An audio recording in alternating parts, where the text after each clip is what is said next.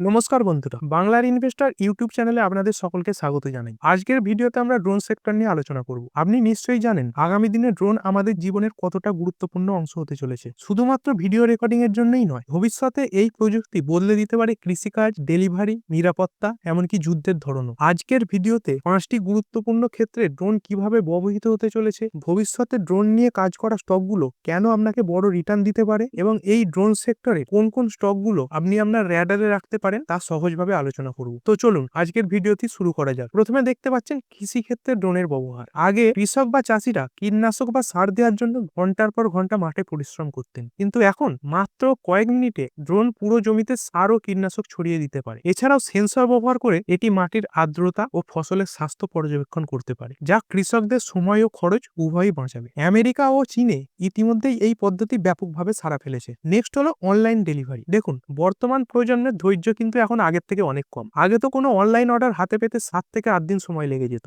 সেখানে এখন quick commerce সংস্থাগুলি 10 থেকে 20 মিনিটের মধ্যেই কিন্তু সবকিছু ডেলিভারি কমপ্লিট করে দিচ্ছে এবং ভবিষ্যতে হয়তো রাস্তার জ্যামে আটকে পড়ার দিনও শেষ হয়ে যাবে। ড্রোন ব্যবহার করে আরো অল্প সময়ের মধ্যেই আপনার অর্ডার আপনার ঘরের দরজায় পৌঁছে যেতে পারে। অ্যামাজন, ফ্লিপকার্ট, এমনকি জোম্যাটোর মতো কোম্পানিগুলো এরকম পরীক্ষামূলক পরিষেবা ইতিমধ্যে চালু করে দিয়েছে। নেক্সট হলো নিরাপত্তা ও সন্ত্রাস দমন। দেখুন, নিরাপত্তার ক্ষেত্রেও ড্রোন কিন্তু বিপ্লব আনতে চলেছে। পুলিশ ও মিলিটারি ড্রোন ব্যবহার করে সন্ত্রাসবাদীদের গতিবিধি নজরদারি করতে পারবে, এমনকি বর্ডার সিকিউরিটির জন্য এটি খুব কার্যকরী। ভারতীয় সেনাবাহিনী ইতিমধ্যেই দুর্গম এলাকায় নজরদারির জন্য ড্রোন ব্যবহার করছে, যা ভবিষ্যতে আরো উন্নত হবে। এটাকে দেখতে পাচ্ছেন, এটা কিন্তু কোনো যুদ্ধ জাহাজ নয়, এটা হলো একটা কামাকাজি ড্রোন। দ্বিতীয় বিশ্বযুদ্ধের সময় জাপানি পাইলটরা যুদ্ধ জাহাজে বিস্ফোরক করে শত্রু বাহিনীর কাছে গিয়ে নিজেদের ধ্বংস করে দিত এবং এতে করে শত্রু বাহিনীর ধ্বংসের সাথে সাথে ওই জাপানি যুদ্ধ বিমানটাও ধ্বংস হয়ে যেত এবং পাইলটেরও মৃত্যু হতো। এই কনসেপ্টকে কাজে লাগিয়ে এখন এমন ড্রোন তৈরি করা হচ্ছে যা বিস্ফোরক নিয়ে গিয়ে শত্রুপক্ষের ঘাঁটিতে গিয়ে আঘাত করবে, কিন্তু আর ফিরে আসবে না, ধ্বংস হয়ে যাবে। এর ফলে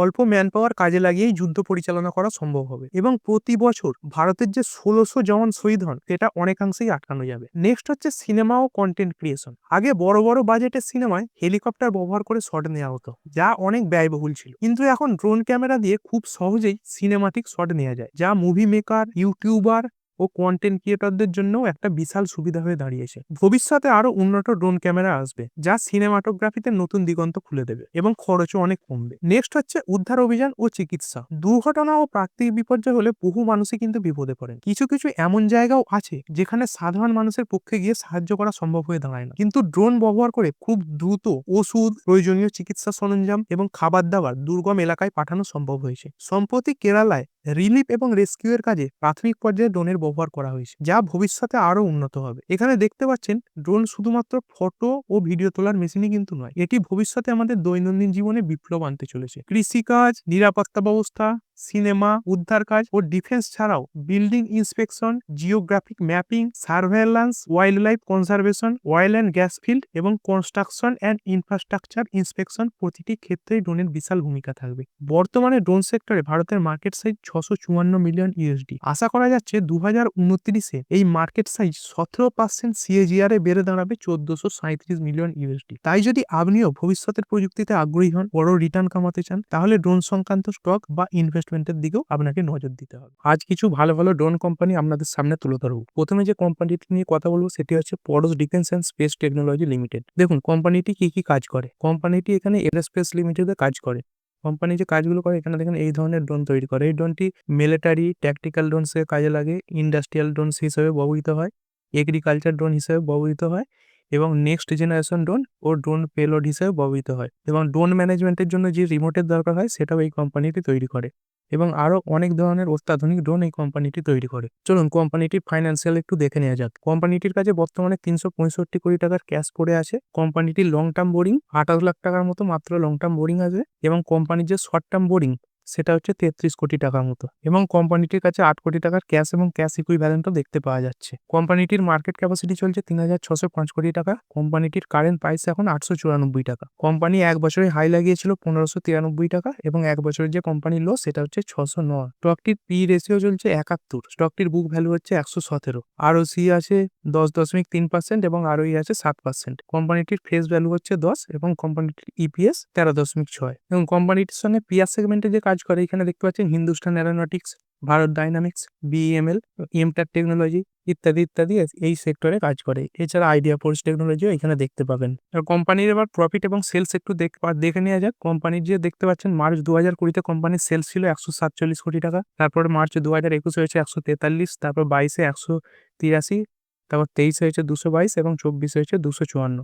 কোম্পানিটির যে অপারেটিং প্রফিট সেটা 2019 সালে ছিল 43 কোটি টাকা, 2020-তে হয়েছে 40, তারপরে 44 হয়েছে, তারপর 22 হয়েছে 52 কোটি টাকা, তারপর 23 হয়েছে 58 কোটি টাকা এবং 24 হয়েছে 53 কোটি টাকা। আর ট্যাক্স ফ্যাক্স দেওয়ার পর কোম্পানির যে নেট প্রফিট সেটা আপনার 2019 সালে ছিল 19 কোটি টাকা, তারপর হয়েছে 20 কোটি, তারপর হয়েছে 16 কোটি টাকা, তারপরে 27 কোটি টাকা, তারপরে 36 কোটি টাকা এবং তারপরে 30 কোটি টাকা। প্রোমোটারের কাছে কোম্পানির 57% শেয়ার রয়েছে।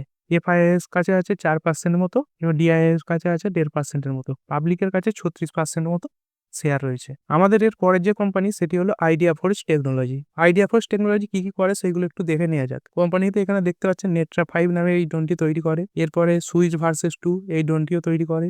এবার ট্যাকটিক্যাল ড্রোন তৈরি করে, লজিস্টিক্স ড্রোন তৈরি করে। এছাড়াও switch drone, নেট্রা V4 pro, Q6 V2, Q4i ইত্যাদি ড্রোন এই কোম্পানিটি তৈরি করে। এছাড়াও আরও অনেক ড্রোন এই কোম্পানিটি তৈরি করে। কোম্পানিটির ব্যালেন্স শিট একটু দেখে নেওয়া যাক। কোম্পানিটির কাছে বর্তমানে 620 কোটি টাকার রিজার্ভ এবং সারপ্লাস আছে। কোম্পানির লং টার্ম বোরিং 0, কোম্পানির শর্ট টার্ম বোরিং প্রায় 4 কোটি টাকার মতো শর্ট টার্ম বোরিং দেখতে পাওয়া যাচ্ছে। কোম্পানির কাছে বর্তমানে 268 কোটি টাকার ক্যাশ এবং ক্যাশ ইকুইভ্যালেন্টও আছে। কোম্পানিটির কারেন্ট মার্কেট ক্যাপাসিটি চলছে 1701 কোটি টাকা। কোম্পানিটির কারেন্ট প্রাইস 396 টাকা। এক বছরে যে কোম্পানিটি হাই লেগেছিল সেটা হচ্ছে 886 টাকা এবং লো লাগিয়েছিল 366 টাকা। কোম্পানিটির বুক ভ্যালু চলছে 152। কোম্পানিটির আরওসি দেখতে পাচ্ছেন প্রায় 11.5-এর কাছাকাছি। আরওই আছে প্রায় 8 থেকে 9%-এর মাঝে। কোম্পানিটির ফেস ভ্যালু 10 এবং কোম্পানির ইপিএস কিন্তু মাইনাসে আছে, -6। এরপর কোম্পানির সেলস আর এক্সপেন্সেস একটু দেখে নেওয়া যাক। 2021-এ কোম্পানির সেলস ছিল 35 কোটি টাকা, তারপরে 2022 হয়েছে 159 কোটি টাকা, মার্চ 2023 হয়েছে 186, 2024 হয়েছে 314 কোটি টাকা। অপারেটিং প্রফিট 2021-এ মাইনাসে ছিল -11 কোটি টাকা, তারপর 22 হয়েছে 75 কোটি টাকা প্রফিট, 23 হয়েছে 48 কোটি টাকা এবং 24 হয়েছে 57 কোটি টাকা। এবং ট্যাক্স দেওয়ার পর কোম্পানির যে নেট প্রফিট সেটা -15 কোটি ছিল, সেখান থেকে বেড়ে হয়েছে 44 কোটি টাকা প্রফিট, তারপরে 32 কোটি টাকা, তারপরে 45 কোটি টাকা। কোম্পানিতে প্রমোটারের কাছে দেখতে পাচ্ছেন প্রায় 29% মতো শেয়ার রয়েছে। এফআইআই এর কাছে রয়েছে 1% মতো, ডিআই এর কাছে রয়েছে প্রায় 2.5% এবং পাবলিকের কাছে 66 থেকে 67% মতো শেয়ার রয়েছে। আমাদের এর পরের যে কোম্পানি সেটি হলো ডিসিএম সিরাম। কোম্পানিটি কি কাজ করে সেটি একটু দেখে নেওয়া যাক। কোম্পানিটি এই ডিসিএম ক্যামের নামে এই ড্রোনটি তৈরি করে। এছাড়া কোম্পানি আরেকটি ড্রোন আছে সেটি হলো ডিসিএম ত্রিশূল। এটা বিভিন্ন কাজে ব্যবহৃত হয়,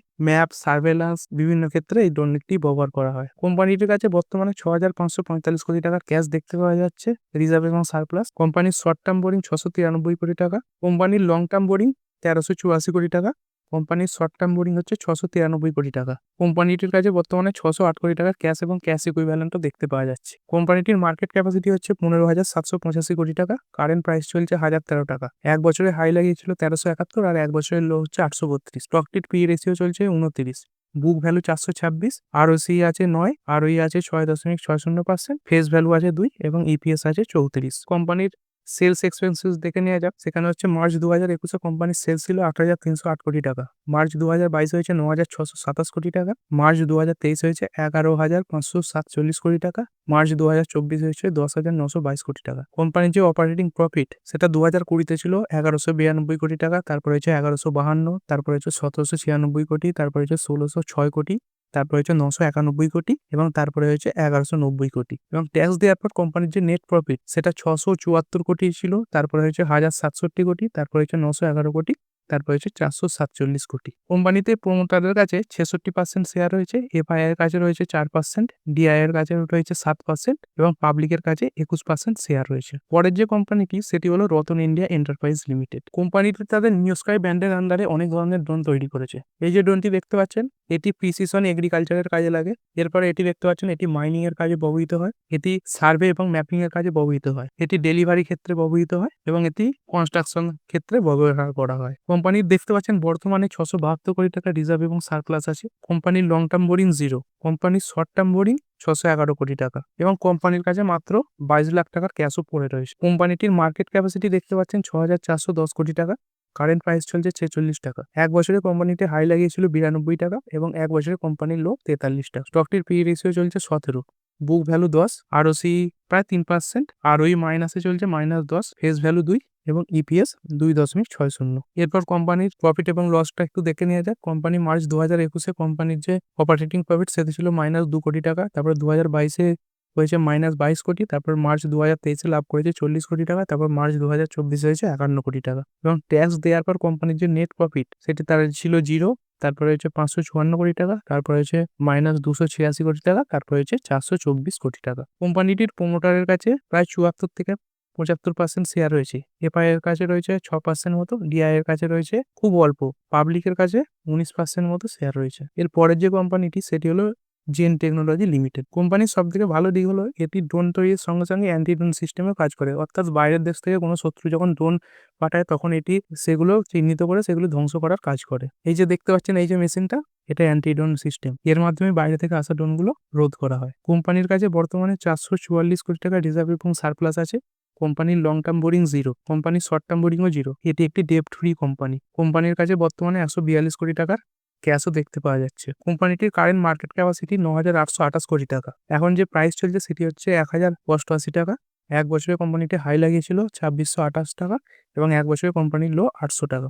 স্টকটির পি রেশিও চলছে 46, বুক ভ্যালু 173, আরওসি আছে 46, আরওই আছে 33। কোম্পানিটির ফেস ভ্যালু 1 এবং ইপিএস 24। এরপর কোম্পানির প্রফিট এবং লস একটু দেখে নেওয়া যাক। মার্চ 2021-এ কোম্পানির সেলস ছিল 55 কোটি টাকা, তারপরে 22-এ হচ্ছে 70 কোটি টাকা, তারপরে হচ্ছে 219 কোটি টাকা, তারপরে হচ্ছে 440 কোটি টাকা। কোম্পানির যে অপারেটিং প্রফিট 2021-এ ছিল 7 কোটি, তারপরে হচ্ছে 5 কোটি, 2023-এ হচ্ছে 73 কোটি এবং তারপরে হচ্ছে 181 কোটি টাকা। এবং ট্যাক্স দেওয়ার পর কোম্পানির যে নেট প্রফিট সেটা ছিল 59 কোটি, তারপরে হচ্ছে 3 কোটি, তারপরে আবার 3 কোটি, তারপরে 50 কোটি এবং তারপরে 130 কোটি। কোম্পানিটির প্রোমোটারের কাছে 49% শেয়ার রয়েছে, এফআইএস কাছে রয়েছে 8%, ডিআইএস কাছে রয়েছে 9% এবং পাবলিকের কাছে রয়েছে 33%। এই ছিল আজকের শেয়ার। তবে ভিডিও শেষে অবশ্যই ডিসক্লেমার দিয়ে রাখি, আমি সেবি রেজিস্টার নই, তাই কোনো শেয়ার কেনা বেচা হোল্ড করা বা অ্যাভারেজ করার আগে আপনার যে ফাইন্যান্সিয়াল অ্যাডভাইজার আছে তার সঙ্গে অবশ্যই আলোচনা করবেন। আর ভিডিওটি ভালো লাগলে অবশ্যই লাইক করবেন, শেয়ার করবেন এবং চ্যানেলটি সাবস্ক্রাইব করতে ভুলবেন না।